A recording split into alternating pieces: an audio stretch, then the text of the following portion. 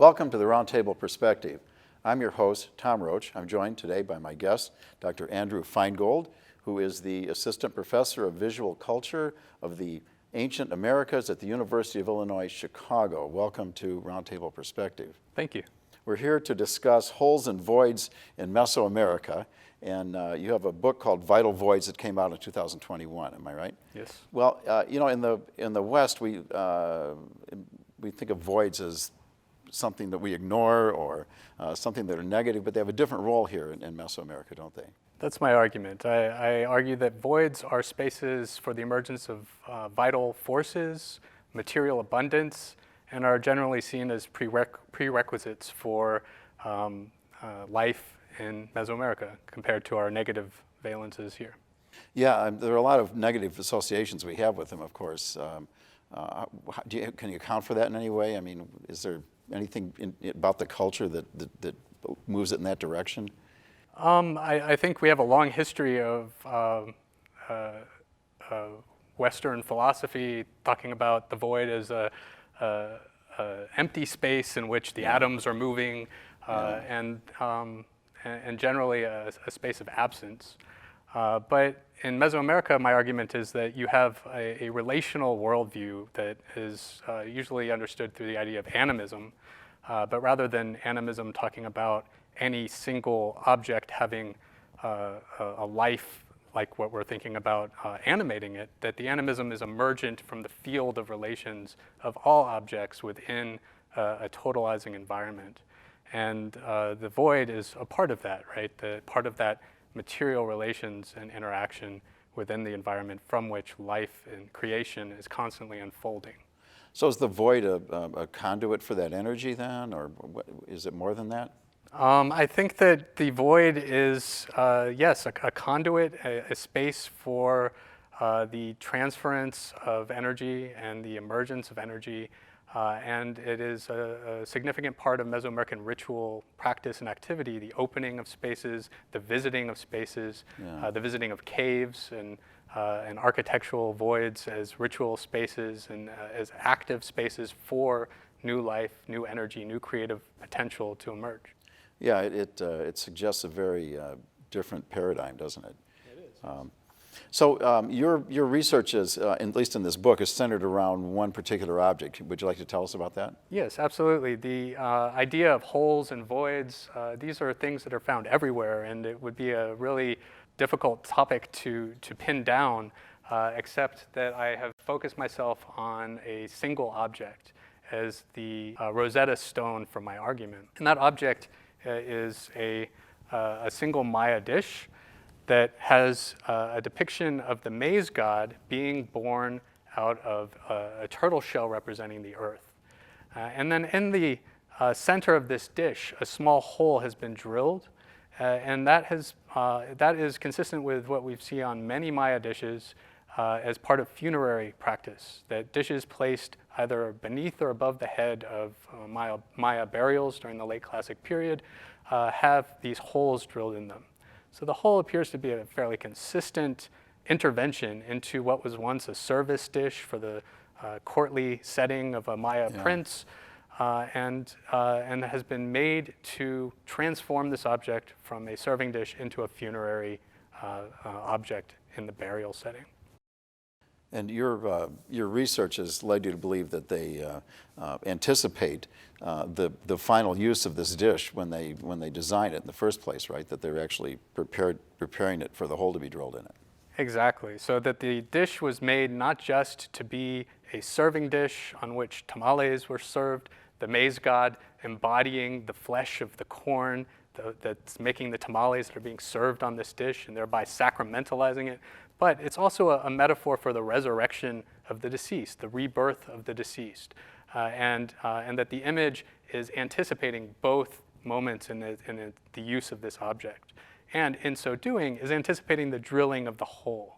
So I take the imagery as explicating that hole as relating to these mythological narratives of creation and rebirth in three different ways. And you're deriving this from the drawing that you're seeing on there, right? Yeah, go ahead. So the artist anticipates the placement of the hole in the center of this dish that will be drilled there after the painting is done.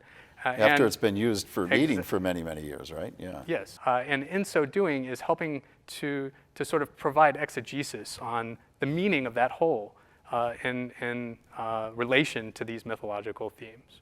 And one of those meanings is the opening up of the earth for the maize to emerge, for the bounty of the earth to be freed from it, and for the maize god to be reborn. And another is the drilling of fire, which is not itself a hole, but is made in the same way that holes are made, by taking a stick and rubbing it back and forth very quickly. That's why you call it the drilling of fire? Yes. Right? Yeah. Okay. So Interesting. holes and fire are made in the exact same way. And I argue that the artist of this dish is explicating the creation of the hole as the same thing as the drilling of fire, because there's a torch painted right beneath where the hole was drilled, and the flames grow up on the sides of where the hole will become. So that the drilling of the hole is shown to us as identical in conception to the creation of the fire. And then finally to the piercing of the flesh of the body, because the hole is aligned with the groin of the maize god. And I argue that this relates to a common ritual activity in Mesoamerica, the piercing of the flesh to draw blood out of sacrificial bloodletting, which is also part of creation narratives. The gods drew their own blood from their penises, from their virile members, to create man, to create new life. And so all of these, I argue, are acts of creation: the drilling of fire, the offering of blood by piercing the flesh, the opening up of the earth, that the whole is being shown to be the source for all of these creative actions and forces. Fire is the hardest piece to reconcile with that, I think. Do you think that they saw fire as some kind of a, because, you know, when was this made? When were The plate? Yeah. Late 7th, early 8th century. Okay, so probably when they didn't have a sophisticated understanding of what fire is. Do you think they saw fire as some kind of a vacuum? Oh, no. I think they had a very sophisticated understanding. It might be, a different understanding than we have today. Okay. But fire was central to all parts of life. It was used to clear the fields in the tropical lowlands where the Maya lived, to burn the forest, return those nutrients to the soil to make it ready for the agricultural creation of a field. And fire was, in most creation narratives across Mesoamerica, associated with the creation of the sun. So the heat of the sun was seen as synonymous with fire. That fire was both a practical necessity and a ritually important material. Yeah. Well, that plate that we're talking about. How big is that? It kind of looks like a record album when you show us the picture. It's about the size of a record album. Is it really? It's about a foot in diameter. And would someone get this plate to use for life then? Would you have a set of plates? Would you have a plate, you know? Well, I think it's an important point to make that what we're talking about is an object of elite tableware, right? That this is not a plate that your average Maya would have in their home. This is the plate of a king, of an elite noble. And in fact, artists were largely members of the nobility. And these were objects that were made for courtly settings, yes, to be used in courtly settings, to be used to serve other nobles, other members of the royal court as part of the sociality of being a Maya elite. Such objects were also gifted, so that we have burials that have inscriptions on pottery saying that the vase or the plate was made in a neighboring city, in a distant city, other than the one where it was recovered by archaeologists. This object, unfortunately, lacks archaeological provenience. It came into the museum without any archaeological provenience attached to it, so we can't be quite sure of the precise trajectory of its life. Was it buried with the person who is named on it, Titoma Kawil, who as the owner of this object for whom it was made, or was it gifted by him to someone else and ended up in a different city? Interesting. Now, I understand they're painted on the inside, but not on the outside, right? That's right. And in your book, you have different chapters talking about different aspects of this plate. Tell us about the other images that are on there. We see the maize god from the waist up being born out of a split turtle shell seen from the side.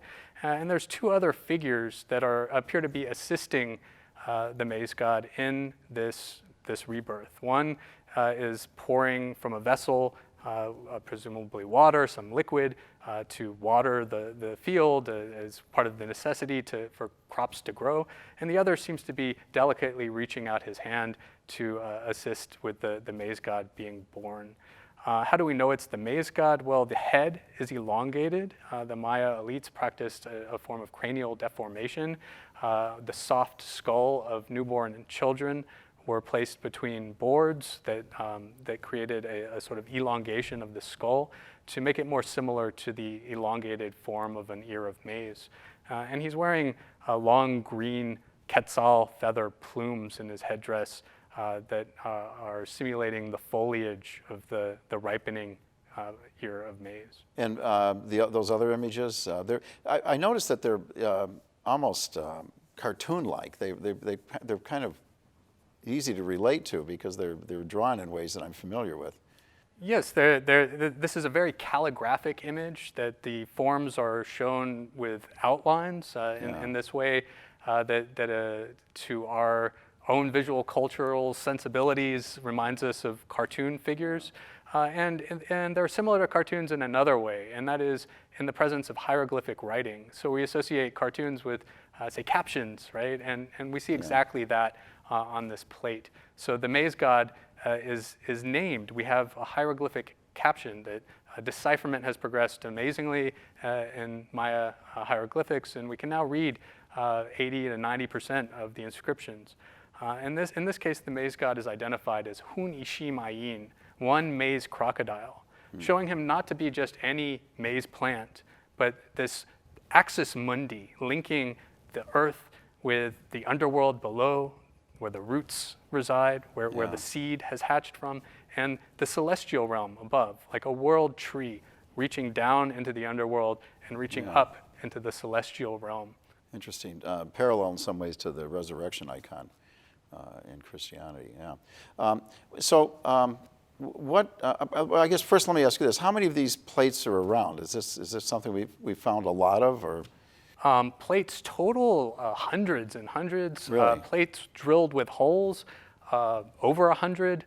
So this is a very common element then. But I argue that this plate specifically is unique in the way that it is providing this commentary on the meaningfulness of the hole within the plate.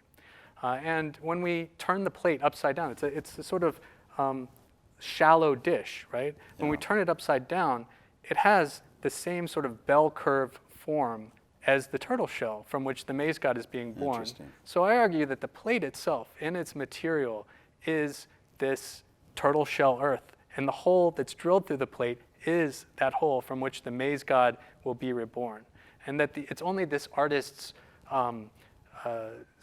imagery that they have provided us with that allows us to understand this symbolism more broadly as it applies to other dishes. Yeah, it's almost a kind of surrealism, isn't it? The layering of the images. Or a super realism. Or a super realism, yeah, interesting. So what are some other objects that you find the holes in and the voids? Well, the main objects that I have a chapter on the drilling of these plates, which is often referred to in the archaeological literature as killing them, as in they are talked about as kill holes, and killing the functionality of the plate, freeing its spirit in this animistic sense. But I argue that rather this is reinvigorating them, repurposing them perhaps, but definitely not considered as the end of their utility. Then I have a chapter on holes in the earth, which I look broadly at caves and architecture, like we've been talking about, at offering vessels. We can consider sort of bowls as surrounding this empty space, this cavity into which offerings are placed to be received by the gods. And the space of the tomb or the burial chamber as a cavity within the earth that the body is placed into, like a seed being placed into the earth to bring forth new life to the community. Then I have the chapter on fire, which, as we've already discussed, is perhaps tangential to the idea of holes, but I think very intimately related to the ideas that are being invoked by this plate. And then a chapter on holes in the body, where I talk about not just the piercing of the flesh to make auto-sacrificial offerings of one's own blood, but also to insert jewels. And we have those jewels that survive archaeologically where the bodies have deteriorated. So the holes are a kind of double absence, that they were a negative space to begin with, but that even the body that they were made in is gone. So I want to reconsider the jewels as not being necessarily the primary object of consideration, but the hole into which the jewels were placed into as being just as, if not more important. So because you're finding this emphasis on these holes and voids in other areas, in caves and holes in the body, then we're concluding that they were really fascinated by, they were really oriented towards looking at these things that aren't there, the spaces that they go in. The hole that the jewel is put in is as important as the jewel. Yes. From your perspective, right? I really like what you said, these things that were not there, and that it raises the entire ontological question of the whole. Is a whole just a topographical feature in an object that has material presence, or does the whole have its own identity and ontology itself? And I argue for Mesoamerican people that it is the latter, that the whole itself is not just a feature of an object, but is itself a space of that has being, that brings forth new life. And I'm also curious about the bloodletting. I know that's common in several cultures. What's unique about it here? How does it especially relate to the holes? Blood is identified with life, with the motion and heat of the body, of the living body, but it's also identified with the heat of the sun. And there's a sort of connection between the heat of the sun, the movement of the sun through the sky, with the pumping of the heart and the moving of the blood through the body. In Nahuatl, the language of the Aztecs, this is referred to as tonali. The Maya refer to this as kin, but we talk about this as the sort of connection between a living being and the day on which they're born. In Mesoamerica, every person was named for the day on which they were born in a sort of astrological connection, that they have been infused by that heat of the sun. And to offer blood is to sort of return some of that tonali, or that vital animating essence back to the cosmos and return it. That these flows and exchanges of vital forces are essential, and that's, I think, the underlying sort of metaphysical principle, that, if you will, of the practice. Interesting. And are there other cultures that have similar beliefs and focus on voids and holes, or is this pretty unique here? I argue in my concluding chapter that we could that these ideas could be expanded across the indigenous Americas. That is, north to North America, and then south to South America. And I give a few examples. The Mimbres culture of what's now the southwestern United States also made holes in ceramic vessels that they placed in burials, that was probably conceptually related, although it was so far spread in time and space from the practice that I'm looking at that it's not directly related. But I believe that they're both being driven by the same sort of underlying beliefs and ideas. And if we go to South America, we have stories of emergence of people, the first people emerging out of caves in the earth, for example, very similar to what we see in Mesoamerica. It's already such a wide-ranging study in this book that I felt that I had to delineate some geographic area that Well, I think that's one of the really interesting things about this, because after having this discussion, I kind of see myself going through life now, looking at the spaces that things are in and thinking of the spaces as entities in themselves and assessing their value. And I suppose as we look at other similar cultures, we might find some things that we took for granted or ignored that maybe have more meaning now when we think of them in this context, right? It's wonderful to hear. I mean, I can't ask more for my book than that. Yes, I think that one of the main points that I wanted to make is to sort of denaturalize our own conception of wholes and voids, as having this sort of negative associations with them, as being just, oh, that's how things are. Well, no, that's the baggage of a several thousand year inheritance of Western culture that doesn't necessarily pertain to cultures that develop separately. Yeah. I wanted to go back to something. You said that the shape of the bowl reflected the shape of the turtle shell, and of course there's the turtle shell depicted in there. Did the turtle itself have a particular meaning, and is there any relation between that meaning and the turtle in other cultures?